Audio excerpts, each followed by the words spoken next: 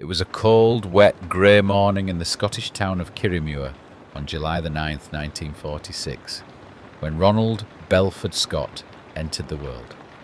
The rain, a near constant companion in the rolling hills of Angus, pattered against the small, soot-streaked windows of the modest family home. Kirriemuir, a town of cobbled streets and tight-knit communities, was a place of simple, working-class resilience. The wind howled through the narrow lanes, carrying the scent of damp earth and distant chimney smoke, a reminder that in post-war Scotland, warmth and comfort were often hard-earned luxuries. His parents, Charles and Isabel Scott, were no strangers to hardship. The war had left scars, not just on the cities, where bombed-out ruins still stood like broken teeth, but on the people themselves. Charles was a veteran, a man of quiet strength, who had seen more than he would ever speak of. He worked hard to provide, but the future in Scotland was bleak. Factories closed, wages stagnated, and the promise of something better seemed to drift further out of reach with each passing year.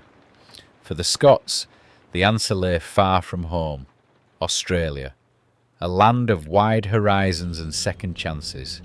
In 1952, clutching the dream of a brighter future, they joined the thousands of other British families in the £10 POM migration scheme, boarding the Asturias, a hulking ex-troop ship that had once carried soldiers to war and was now packed with hopeful migrants bound for a different kind of battle, the struggle to rebuild their lives in an unknown land.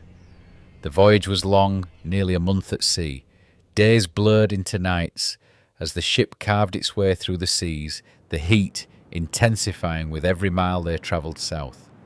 The air, once sharp and bracing in Scotland, grew thick and heavy as they passed the equator. Bon, just 6 years old, ran wild with the other children on board, his restless energy a storm of mischief and curiosity. He soaked in the accents, the foreign faces, the strange and exciting sense of being on the edge of something new. And then, at last, the great ochre coastline of Australia came into view. Fremantle, Western Australia, was the gateway to their new life, but it may as well have been another planet.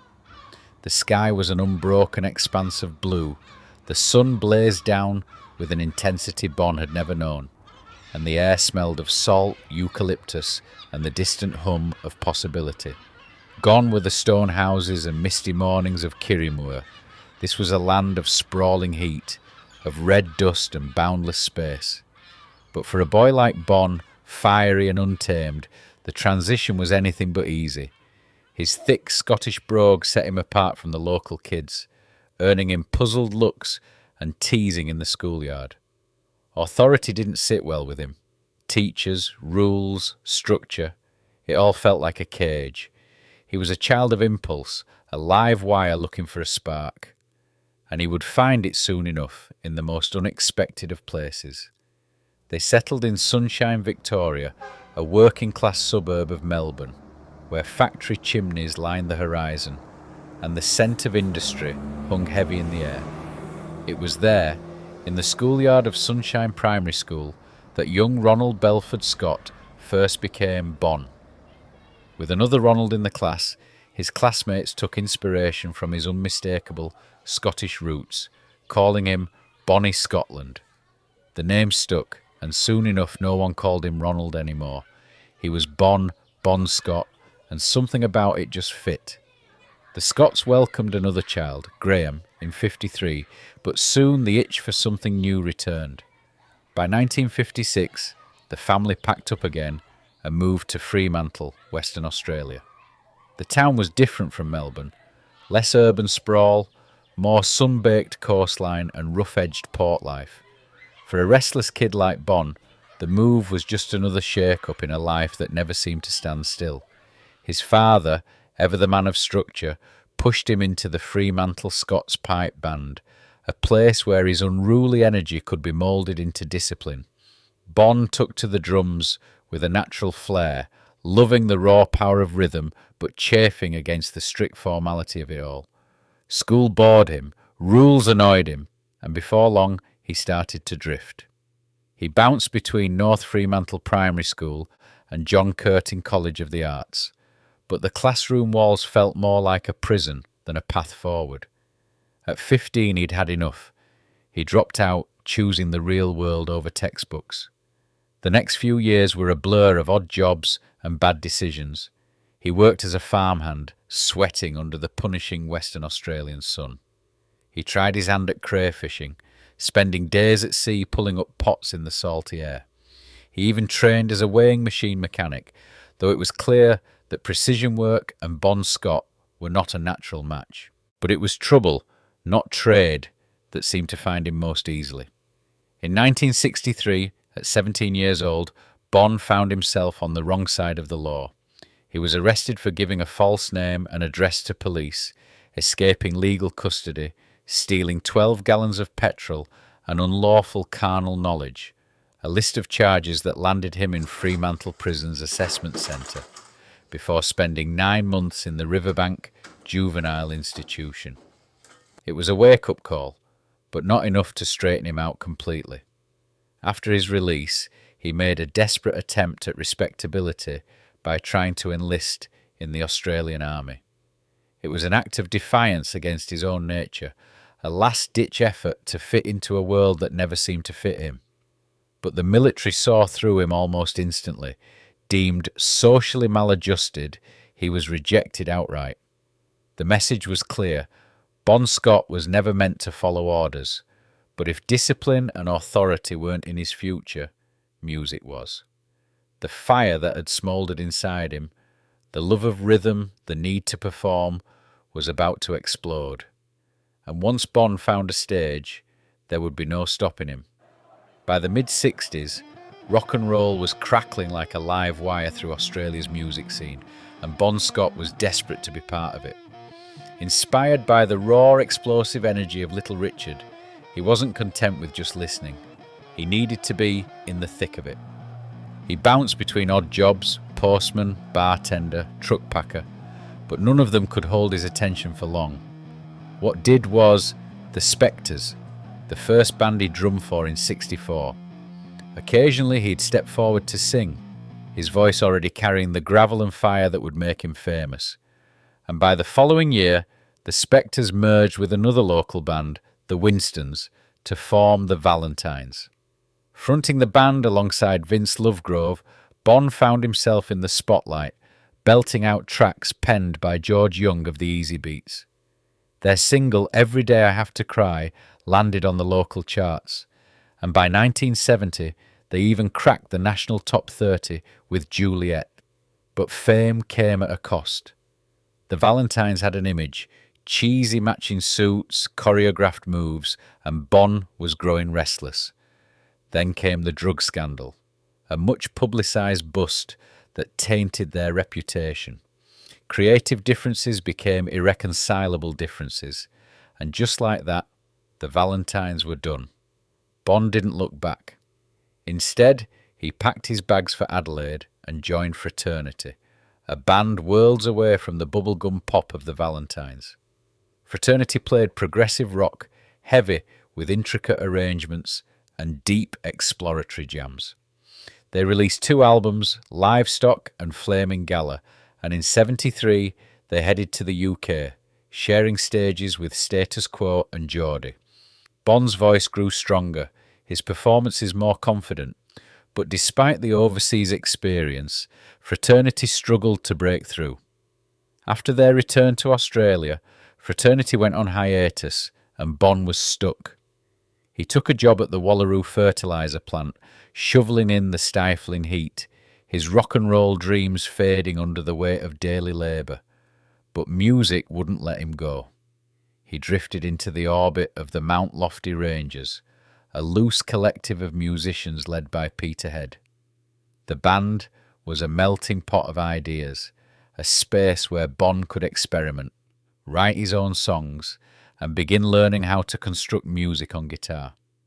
At night, after hours of back-breaking work, he'd show up at Peterhead's house, dirt still under his nails, humming ideas he'd come up with during the day. It was here that Bon's unique lyrical style began to take shape, cheeky, sharp, and laced with the kind of streetwise humour that would define his later work. Songs like Clarissa and Been Up in the Hills Too Long emerged from this period, raw glimpses into the songwriter he was becoming. Then came the crash. May the 3rd, 1974, a drunken argument with a bandmate at the Old Lion Hotel in North Adelaide led to Bon storming out in a rage. He climbed onto his Suzuki 550 motorbike, rode off into the night and lost control. The accident left him in a 3-day coma, followed by 18 days in the hospital. His body was battered, but Bon was never one to sit still. As he recovered, his old bandmate Vince Lovegrove gave him odd jobs, painting offices, putting up posters, just to keep him moving. It was during this time that fate came knocking.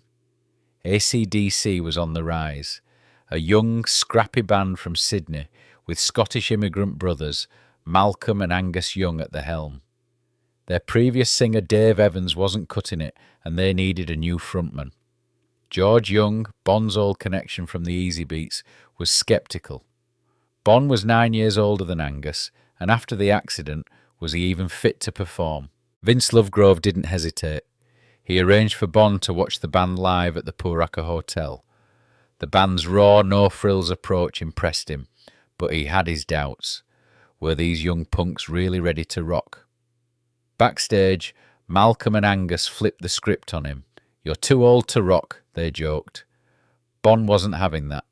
That night, they jammed at the home of Bruce Howe, Bon's former mentor. By the time dawn rolled in, it was obvious. They had found their new frontman. And Bon Scott, he had just found a home. By 75, AC/DC had outgrown the sweaty, beer-soaked pubs of Australia. They were no longer just a band.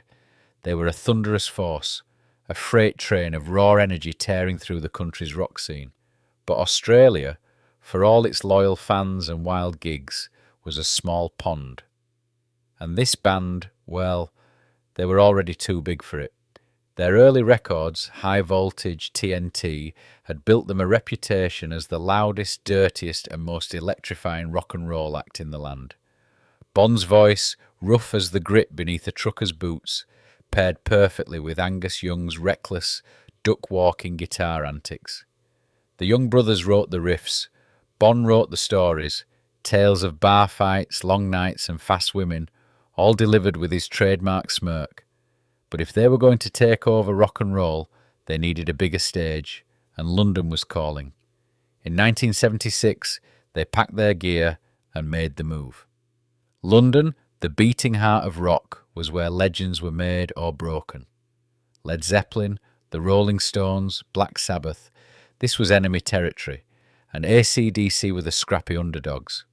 At first they were just another Aussie band pounding the pavement, playing wherever they could, tearing through grimy clubs like the Marquee in Soho, sweating through sets in front of leather-clad punks and denim-clad rockers. They had no fancy costumes, no elaborate stage shows, just the raw power of their sound. Word spread, fast. Managers, promoters and rock journalists couldn't ignore them. This wasn't just another hard rock band, this was a gang. A lawless, denim and leather-clad wrecking crew with a frontman who looked like he had just stumbled out of a bar fight, because half the time he usually had. They supported some of the biggest names in the game: Kiss, Aerosmith, Cheap Trick and Blue Oyster Cult, bringing their relentless no-frills rock and roll to new crowds across Europe and America. Wherever they played, one thing became clear: AC/DC weren't a warm-up act. They were a firestorm. With their blood, sweat and beer-fueled live shows winning over fans city by city, it was time to drop records that would shatter expectations. Let There Be Rock. This was AC/DC in its purest, most aggressive form. From the first note of Go Down, the album was a raging inferno, with Bon's lyrics celebrating the reckless, lawless spirit of rock.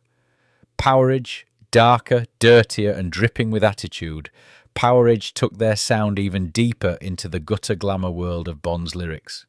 Riff-raff, down payment blues became Anthems of the Broke and the Bold. If You Want Blood, You've Got It, their first live album, a sledgehammer of a recording that captured the sheer fury of their gigs. Bon wasn't just singing, he was snarling, spitting, owning every word like he lived it, which more often than not he did. By 1979, the tide had shifted. They were no longer a scrappy bar band punching above its weight. They were a tidal wave about to break. America, the last true proving ground, was theirs for the taking. They blitzed through the states, supporting the likes of Van Halen and Ted Nugent, melting faces at every stop. Then came the album that changed everything in 1979, Highway to Hell. This was the breakthrough. Bon Scott, at his absolute peak, delivered one of the most iconic rock records ever made. The title track alone was a war cry for a generation of outcasts, rebels and dreamers. Every song hit like a hammer, shot down in flames, Girls Got Rhythm, Touch Too Much, Bon at his sharpest, at his wildest, at his very best. AC/DC were no longer underdogs. They were headliners, arena fillers, kings of the road riding a wave that seemed unstoppable. This was Bon Scott's moment, his crowning glory, his hard-fought victory lap. But fate had other plans. In the chill of a London winter, February 1980 found Bon Scott, the charismatic frontman, at a pivotal juncture. The band was riding high on the success of Highway to Hell, and anticipation buzzed for their next album. Bon had recently collaborated with bandmates Malcolm and Angus Young, laying down drum tracks for embryonic versions of Have a Drink on Me and Let Me Put My Love Into You, songs destined for the Back in Black album. On the evening of February 18th, seeking respite from the monotony of the studio, Bon connected with Alistair Kinnear, an acquaintance from the London music scene. Together, they ventured to the Music Machine Club in Camden, a pulsating hub for rock enthusiasts. There, amidst the dim lights and electrifying performances, Bon indulged in his customary revelry, consuming multiple shots of whiskey. As the night deepened, Bon's inebriation became evident. Kinnear, recognizing his friend's state, decided to drive him home. Upon reaching Bon's residence, their attempts to rouse him proved futile, and access to the apartment was unattainable. Faced with limited options and the biting cold of the London night, Kinnear made the fateful decision to let Bon sleep in his Renault 5, reclining the seat and covering him with a blanket for warmth. The following morning, under the pale light of dawn, Kinnear approached the car, expecting to find Bon stirring from his slumber. Instead, he discovered him unresponsive. Panic surged as he rushed Bon to King's College Hospital in Camberwell. Despite swift medical intervention, Bon was pronounced dead on arrival. The coroner's report later attributed his death to acute alcohol poisoning, a tragic end labelled as death by misadventure. In the aftermath, whispers and speculations swirled. Some accounts hinted at Bon's entanglement with heroin on that ill-fated night, suggesting a possible overdose. However, these claims remained shrouded in ambiguity, with no definitive evidence surfacing to substantiate them. What was fact was Bon Scott's untimely departure at the age of 33 sent shockwaves through the rock community. His raw energy, distinctive gravelly voice, and unabashed persona had etched an indelible mark on the annals of rock history. AC/DC faced a crossroads, grappling with the void left by their enigmatic frontman. Yet, in a testament to resilience and the spirit of rock and roll, they forged ahead, dedicating Back in Black to Bon's memory, a thunderous homage to a life lived unapologetically. As the final chords fade and the echoes of his voice linger, listeners are left with a portrait of a man who embodied the essence of rock, unbridled, rebellious, and eternally electrifying. Bon Scott's legacy endures, a testament to the timeless allure of a true rock and roll legend.